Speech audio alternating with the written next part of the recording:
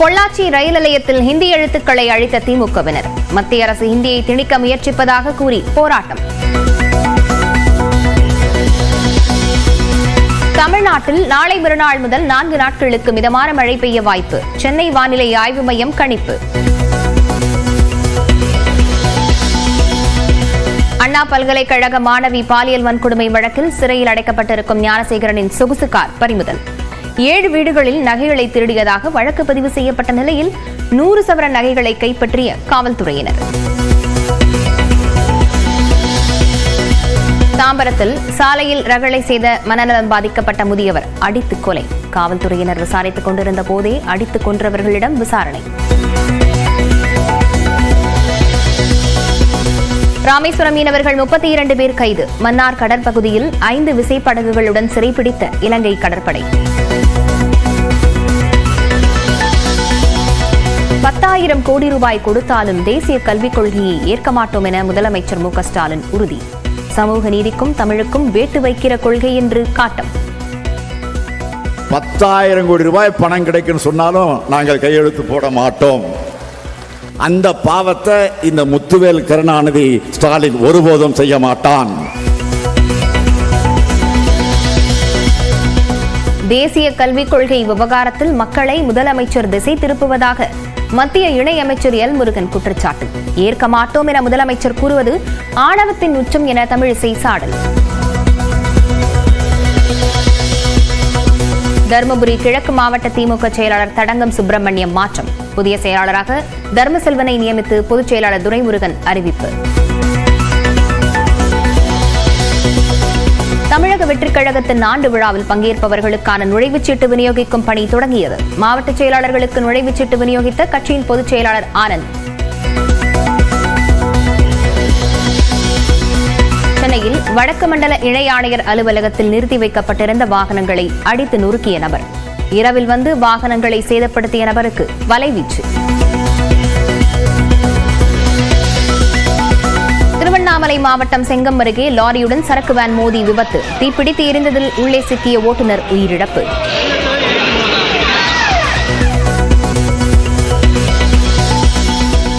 கொடைக்கானல் பூம்பாறை குழந்தை வேலப்பர் கோயில் தேரோட்ட விழா. பல்லாயிரக்கணக்கான பக்தர்கள் பங்கேற்று தரிசனம்.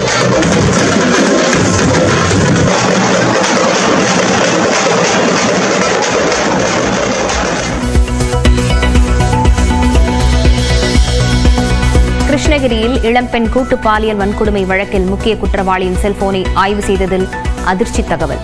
மலைக்கு சென்ற ஏராளமான பெண்களை மிரட்டி வன்கொடுமை செய்து வீடியோ எடுத்தது அம்பலம்.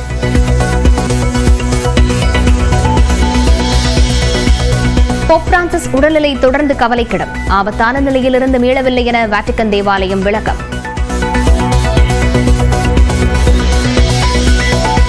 இஸ்ரேல் பிணை கைதிகள் 6 பேரை விடுவித்த ஹமாஸ் அமைப்பினர். 6 தழுவி ஆனந்த கண்ணீருடன் வரவேற்ற குடும்பத்தினர்.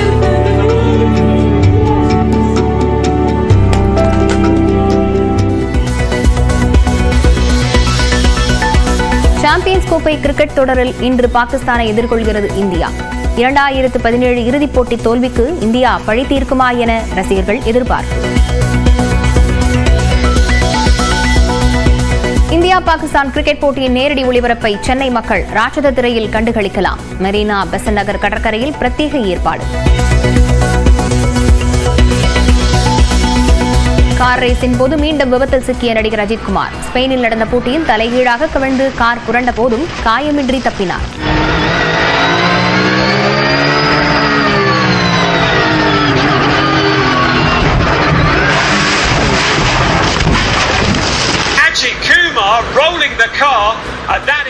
தமிழ்நாட்டில் ஹிந்தி திணிப்புக்கு எதிர்ப்பு தெரிவித்து பொள்ளாச்சி ரயில் நிலையத்தில் உள்ள பெயர் பலகையில் இருந்த ஹிந்தி மொழி எழுத்துக்களை திமுகவினர் பெயிண்டால் அழித்தனர். இதுகுறித்த விவரங்களுடன் செய்தியாளர் சக்திவேல் இணைந்திருக்கிறார். சக்திவேல், இது என்ன விதமான போராட்டம் முன்னதாக அறிவிக்கப்பட்டிருந்ததா?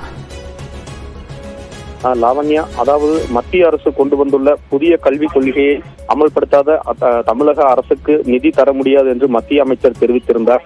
இதற்கு தமிழக அரசும் மற்றும் பல அரசியல் கட்சியினரும் எதிர்ப்பு தெரிவித்து வருகின்றனர். இந்த நிலையில் பொள்ளாச்சி ரயில் நிலையத்தில் வைக்கப்பட்டிருந்த பெயர் பலகையில் தமிழ், இந்தி, ஆங்கிலம் என 3 மொழியில் வைக்கப்பட்டிருந்த நிலையில் ஹிந்தியில் எழுதப்பட்டிருந்த எழுத்துக்களை மட்டும் திமுக முன்னாள் மாவட்ட செயலாளரும் தற்போதைய சட்ட திருத்த குழு உறுப்பினருமான தென்றல் செல்வராஜ் தலைமையில் பொள்ளாச்சி நகரமன்ற உறுப்பினர்களும் இணைந்து ஹிந்தியில் எழுதப்பட்டிருந்த பொள்ளாச்சி என்ற எழுத்துக்களை மட்டும் கருப்பு பெயிண்டால் அடித்து எதிர்ப்பு தெரிவித்துள்ளனர்.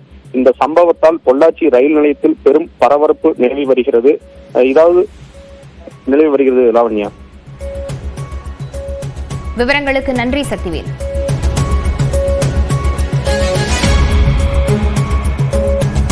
பிரதமர் மோடியின் முதன்மை செயலாளராக தமிழ்நாடு பிரிவைச் சேர்ந்த சக்திகாந்ததாஸ் நியமிக்கப்பட்டுள்ளார். IAS பணியிலிருந்து ஓய்வு பெற்ற 2 மாதங்களில் மிகப்பெரிய பதவியில் நியமிக்கப்பட்டிருப்பது டெல்லி வட்டாரத்தில் பரபரப்பை ஏற்படுத்தியிருக்கிறது.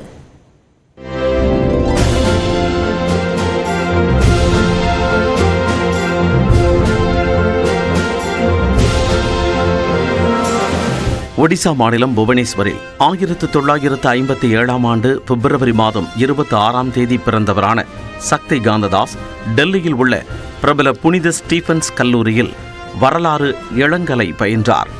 இங்கிலாந்தின் பர்மிங்ஹாம் பல்கலைக்கழகத்தில் பொது நிர்வாகத்தில் முதுகலை பட்டம் பெற்றவர்.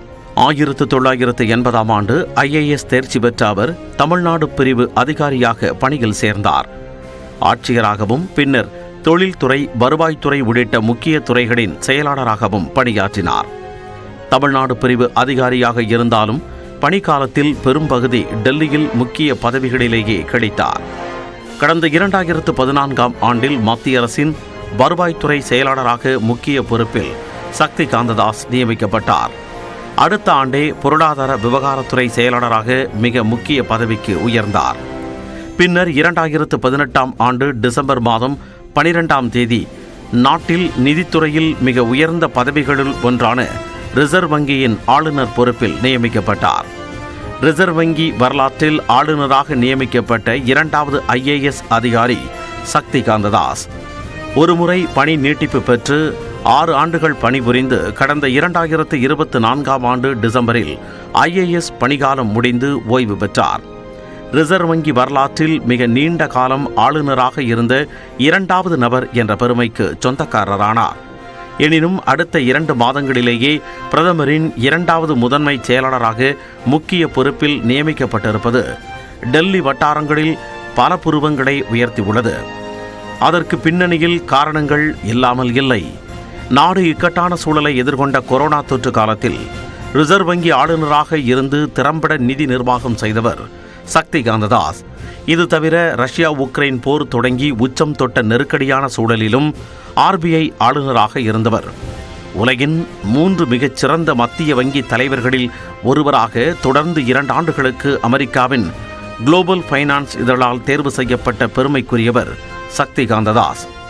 மேலும் 2024ஆம் ஆண்டில் உலக மத்திய வங்கிகள் அறிக்கையில் A+ ரேட்டிங் பாராட்டையும் பெற்றார். இது தவிர சர்வதேச நிதியம், G20, பிரிக்ஸ், சார்க் அமைப்புகளில் பணியாற்றிய அனுபவத்திற்கு சொந்தக்காரர். உலகம் தற்போது நிச்சயமற்ற பொருளாதார சூழலை எதிர்கொண்டுள்ள நிலையில் நாடு நெருக்கடியான சூழலை எதிர்கொண்ட போது நிதித்துறையில் சிறப்பாக பணிபுரிந்த சக்தி காந்ததாஸ் போன்ற நிதித்துறை வல்லுநரின் அனுபவம் பெரிதும் உதவும் என்ற நம்பிக்கை மற்றும் எதிர்பார்ப்பிலேயே பிரதமர் அலுவலகத்தில் முக்கிய பொறுப்புக்கு சக்தி காந்ததாஸ் தேர்வு செய்யப்பட்டுள்ளார் என்பது விவரம் அறிந்தவர்களின் கணக்கு.